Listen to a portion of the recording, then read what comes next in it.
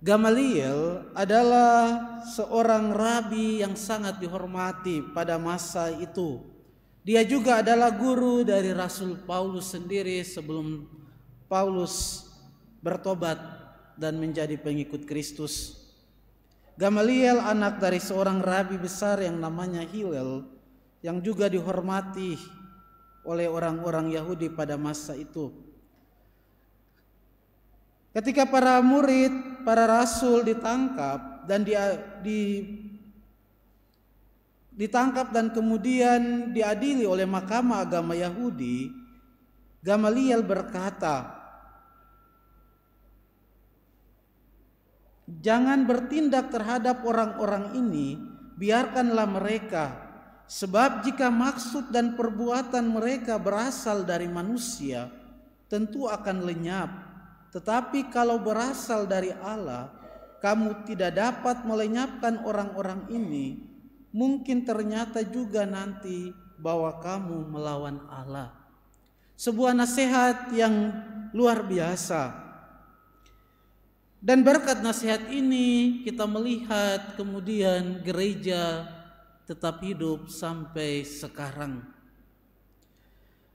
Dan tentu keberadaan gereja yang walaupun banyak sekali tantangan kesulitan, kurang lebih 3 abad pertama dikejar-kejar oleh Kekaisaran Romawi, kemudian juga mengalami konflik-konflik internal sejak skisma gereja timur tahun 1059, kemudian skisma gereja barat, perpecahan gereja tetap hidup hingga sekarang.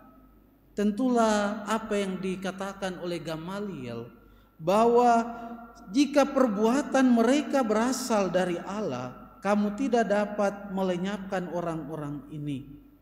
Saudara-saudari yang terkasih dalam Tuhan kita Yesus Kristus,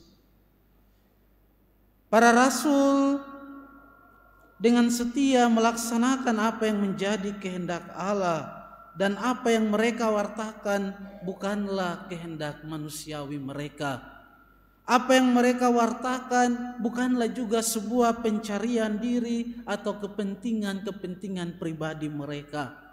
Mereka sungguh-sungguh melaksanakan apa yang menjadi kehendak Tuhan.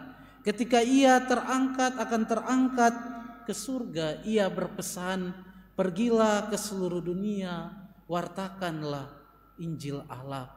Jadikanlah semua bangsa muridku dan baptislah mereka dalam nama Bapa, Putra, dan Roh Kudus." Sebuah amanat agung yang menjadi dasar tugas perutusan mereka, sehingga apa yang disampaikan oleh Gamaliel bahwa kalau itu berasal dari Allah, maka tidak ada orang yang dapat menghancurkannya. Saudara-saudari yang terkasih, apa yang disampaikan oleh Gamaliel juga menjadi sebuah kriteria penting bagi hidup dan karya-karya kita. Demikian juga dalam pelayanan kita. Kalau apa yang sungguh-sungguh kita perbuat, karya dan pelayanan hidup kita sungguh-sungguh berasal dari Allah, maka tidak ada yang dapat menghancurkannya. Tetapi kalau itu berasal dari kepentingan-kepentingan diri kita, pencarian-pencarian diri kita, maka akan binasa. Maka apa yang dikatakan oleh Gamaliel menjadi batu uji, menjadi kriteria penting untuk membedah hidup, karya, dan pelayanan kita. Mari semoga teladan hidup dari para rasul, juga Santo Athanasius yang kita peringati hari ini, menjadi kekuatan inspirasi bagi kita, supaya hidup kita, karya-karya kita, dan pelayanan kita sungguh-sungguh didasarkan pada kemuliaan Allah dan keselamatan manusia. Sehingga itulah yang membuat karya pelayanan hidup kita berkenan di hati Allah dan tidak dapat dihancurkan oleh apapun juga.